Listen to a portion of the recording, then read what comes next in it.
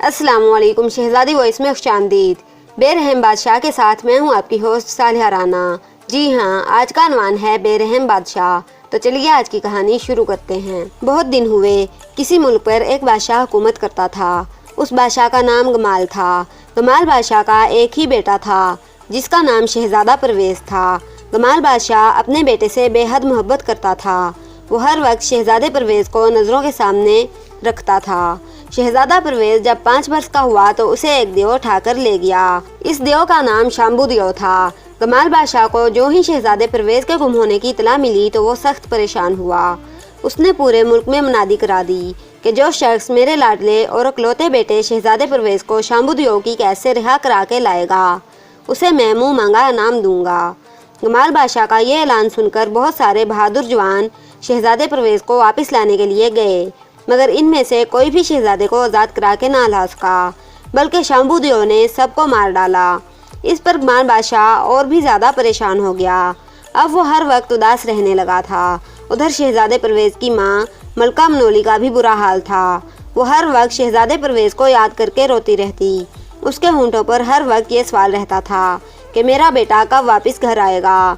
रात को सोते वक्त भी मलका मनोली यही कहती थी कि मेरा प्यारा शहजादा कहाँ है, खुदा के लिए उसे जल्द से जल्द ढूंढ कर मेरे पास लाओ।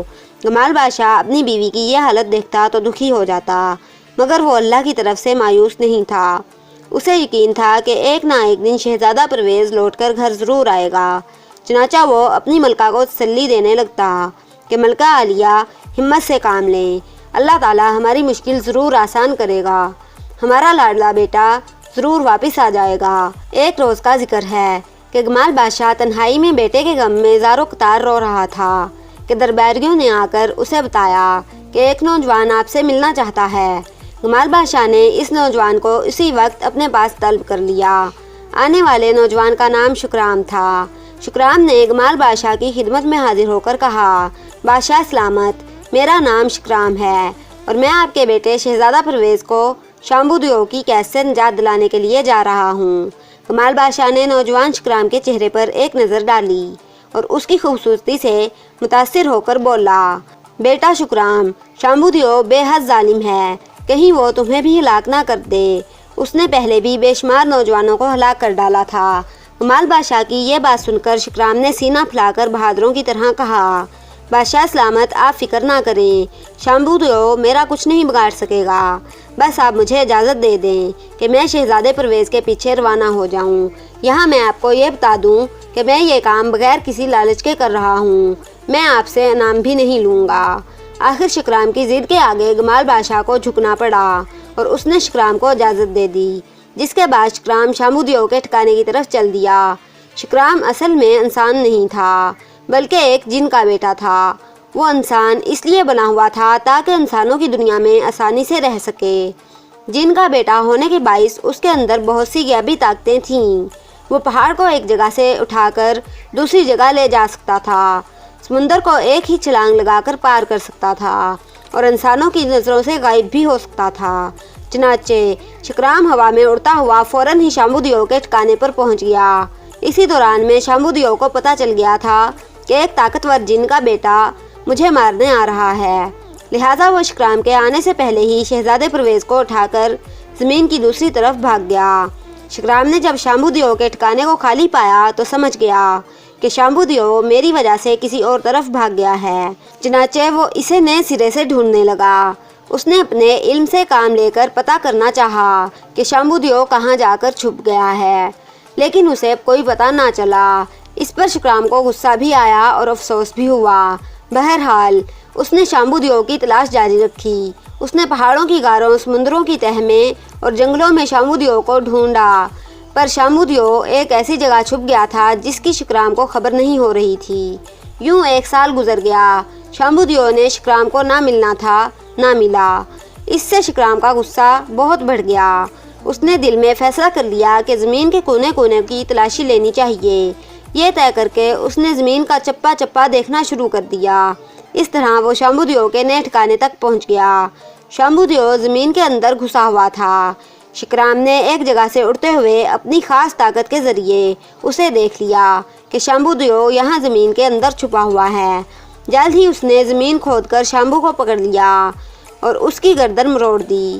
شامبو نے ایک زوردار چیخ ماری اور مر گیا، جس کے بعد شکرام نے شہزادے پرویز کو ساتھ لیا اور واپس روانہ ہو گیا۔ شہزادہ پرویز بہت کمزور ہو گیا تھا، اس لیے شکرام اسے جلد از جلد اس کے والدین کے پاس پہنچا دینا چاہتا تھا۔ شکرام نے 1 سال اور 6 ماہ کے اندر شہزادے پرویز کو ڈھونڈا تھا، اور چونکہ وہ لالچی نہیں تھا اس لیے اس نے گمال بادشاہ سے کہہ دیا تھا کہ میں انعام نہیں لوں گا۔ اس لیے اس نے شہزادے پرویز کو گمال بادشاہ کے محل کے پاس چھوڑا اور گمال بادشاہ سے ملے بغیر واپس چلا گیا۔ شہزادہ پرویز جب اپنے ماں باپ کے محل میں داخل ہوا تو اسے معلوم ہوا کہ اس کا غم کر کر کے اس کی ماں فوت ہو چکی ہے اور اس کے باپ گمال بادشاہ نے دوسری شادی کر لی ہے۔ اس نے پرویز کی کوئی پرواہ نہ کی، اس لیے شہزادہ پرویز پھوٹ پھوٹ کر رونے لگا۔ پھر اس نے شاہی محل چھوڑنے کا فیصلہ کر لیا۔ اس نے سوچا کہ جس گھر میں میری ماں نہیں رہی اور باپ بھی بدل گیا ہے، اس میں رہنے کا کوئی فائدہ نہیں۔ یہ سوچ کر شہزادہ پرویز محل سے نکل آیا اور جنگل کی طرف چل دیا۔ اس وقت شام ہو چکی تھی اور ہر طرف اندھیرا پھیل گیا تھا۔ ادھر شہزادہ پرویز کا ستیلا بھائی باکو، جو اس کی ستیلی ماں کے پہلے خاوند کا بیٹا تھا اور شہزادہ پرویز سے بڑا تھا، اپنے سپاہیوں کے ساتھ اسی جنگل میں شکار کھیلنے گیا ہوا تھا۔ شکار کے دوران وہ اپنے سپاہیوں سے بچھڑ گیا اور کسی اور طرف نکل گیا۔ سپاہیوں نے شہزادے باکو کو بہت تلاش کیا مگر وہ نہیں ملا، جس پر سپاہی مایوس ہو کر واپس چلے گئے۔ شہزادہ باکو بھی اپنے سپاہیوں کو ڈھونڈ رہا تھا کہ ایک جگہ اس نے کسی لڑکے کے رونے کی آواز سنی۔ شام کے اندھیرے میں جنگل کے اندر کسی لڑکے کے رونے کی آواز سن کر شہزادہ باکو بڑا حیران ہوا۔ اس نے سوچا کہ بھلا اس اندھیرے میں کوئی لڑکا اس جنگل میں کیسے آ سکتا ہے۔ بہرحال وہ درختوں کی ٹہنیاں اور پتے ہٹا کر آگے بڑھا تو کیا دیکھتا ہے کہ سامنے والے درخت کے نیچے ایک لڑکا بیٹھا زاروں قطار رو رہا ہے۔ شہزادے باکو نے اس لڑکے کے قریب جا کر اس سے اس کا سبب پوچھا تو اس لڑکے نے روتے ہوئے شہزادے باکو کو بتایا، میری ماں مر گئی اور میرے باپ نے دوسری شادی کر لی ہے، جس کی وجہ سے وہ مجھے اپنے پاس رکھنے کے لیے تیار نہیں ہے۔ شہزادے باکو نے اس لڑکے کی درد بھری کہانی سنی تو بڑا متاثر ہوا۔ اسے متاثر ہوتا دیکھ کر شہزادے پرویز نے اس کی منت سماجت شروع کر دی کہ مجھے اپنے ساتھ لے چلیں، میرا اس دنیا میں کوئی نہیں، اس جنگل میں تو مجھے آدم خور جانور کھا جائیں گے۔ شہزادے باکو نے شہزادے پرویز کی منت سماجت کے جواب میں حامی بھر لی کہ صبح ہوتے ہی میں تمہیں اپنے ساتھ لے چلوں گا۔ شہزادے پرویز نے چونکہ شہزادے باکو کو یہ نہیں بتایا تھا کہ وہ گمال بادشاہ کا بیٹا ہے، اس لیے شہزادہ باکو اسے نہیں پہچان سکا۔ صبح ہوئی تو وہ اسے اپنے ہمراہ شاہی محل میں لے گیا۔ محل میں پرانے نوکروں نے شہزادے پرویز کو پہچان لیا، لہٰذا وہ اس کی بہت عزت کرنے لگے۔ اس پر شہزادہ باکو اپنے ستیلے بھائی شہزادے پرویز سے حسد کرنے لگا۔ وہ بات بات پر شہزادے پرویز کی بے عزتی کرنے لگا۔ ایک روز اس نے زیادہ غصے میں آ کر شہزادے پرویز کی پٹائی کر دی، جس کے بعد شہزادے پرویز کا دل پھر ٹوٹ گیا اور وہ آنسو بہاتا ہوا دوبارہ اپنے باپ کے گھر کو چھوڑنے پر مجبور ہو گیا۔ گمال بادشاہ اپنی نئی بیوی اور ستیلے بیٹے شہزادے باکو سے بہت ڈرتا تھا، اس لیے جب شہزادہ پرویز گھر چھوڑ کر جانے لگا تو گمال بادشاہ نے اسے بالکل نہ روکا۔ شہزادہ پرویز محل سے نکل کر ایک ویران جگہ پر بیٹھ گیا اور ہچکیاں لے لے کر رونے لگا۔ اسی وقت ایک مہربان پری نرگس ادھر سے گزر رہی تھی۔ اس نے نیچے زمین پر ایک خوبصورت لڑکے کو روتا دیکھا تو پر سمیٹ کر شہزادے پرویز کے قریب اتر آئی اور پیار سے بولی، اے ننھے پیارے بھائی، تم کیوں رو رہے ہو؟ جواب میں شہزادے پرویز نے کہا، میں بدنصیب شہزادہ پرویز ہوں، اس ملک کا بادشاہ میرا باپ ہے۔ چھوٹے ہوتے ایک دیو مجھے اٹھا کر لے گیا تھا، جس کی وجہ سے میری ماں فوت ہو گئی۔ اس پر میرے باپ گمال بادشاہ نے دوسری شادی کر لی۔ اب وہ میرے ساتھ پیار نہیں کرتا، بلکہ میری ستیلی ماں اور ستیلے بھائی سے پیار کرتا ہے۔ آج انہوں نے مجھے مارا ہے، چنانچہ میں گھر سے نکل آیا ہوں اور یہاں بیٹھا رو رہا ہوں۔ اب میں کبھی واپس گھر نہیں جاؤں گا۔ نرگس نے شہزادے پرویز کی دردناک داستان سن کر اسے تسلی دی اور کہا کہ آج سے تم میرے پاس رہو گے، میں تمہیں اپنا بھائی بنا کر اپنے ملک پرستان لے چلتی ہوں، جہاں تم مزے سے زندگی گزارنا۔ یہ کہہ کر نرگس پری نے شہزادے پرویز کو اپنے پروں میں بٹھا لیا اور اسے اپنے ملک پرستان لے گئی، جہاں شہزادہ پرویز ہنسی خوشی رہنے لگا उधर शहजादे परवेज़ की सौतेली माँ और शहजादा बाकू गमाल बादशाह के खिलाफ हो गए। वो चुपके साजिश करने लगे कि किसी तरह गमाल बादशाह को हलाक कर दें और शाही तख्त पर कब्जा कर लें। गमाल बादशाह अब बूढ़ा हो गया था। उसे भी पता चल गया था कि उसकी बीवी और सौतेला बेटा उससे नफरत करने लगे हैं, लिहाजा उसे अपना सगा बेटा शहजादा परवेज़ बहुत याद आता था। गमाल बादशाह दिन रात पछताता रहता था कि मैंने नाहक अपने बेटे पर जुल्म किया है। आज अगर वो यहाँ होता तो मैं तख्तो ताज उसके सपुर्द कर देता। पता नहीं वो कहाँ होगा, पता नहीं कि वो जिंदा भी होगा या मर गया है। जूं मलका गुच्ची और शहजादा बाकू की साजिशें बढ़ रही थीं, तू गमाल बादशाह उससे खौफ खाने लगा था और शहजादे परवेज़ को याद करने लगा था। गमाल बादशाह का बस नहीं चलता था, वरना वो मलका गुच्ची और शहजादे बाकू को महल से निकाल देता। इसकी वजह यह थी कि महल के मुलाजमों को बहुत सा इनाम इकराम देकर मलका गुच्ची ने अपने साथ मिला लिया था। यूं भी इसने इन मुलाजमों से वादा कर रखा था कि जब भी तख्तो ताज का मालिक मेरा बेटा शहजादा बाकू बनेगा, मैं तुम सबकी तनख्वाहों में इजाफा कर दूंगी। एक दिन इन दोनों माँ बेटे ने आपस में मशूरा किया कि गमाल बादशाह खुद तो पता नहीं कब मरेगा, क्यों ना इसे जहर देकर मार दिया जाए। ये तजवीज़ दोनों को पसंद आई। चनाचा उन्होंने बावर्ची से कहा कि आज रात बादशाह सलामत के लिए जो हलवा तैयार करोगे उसमें जहर दे देना। बावर्ची ने ऐसा ही किया।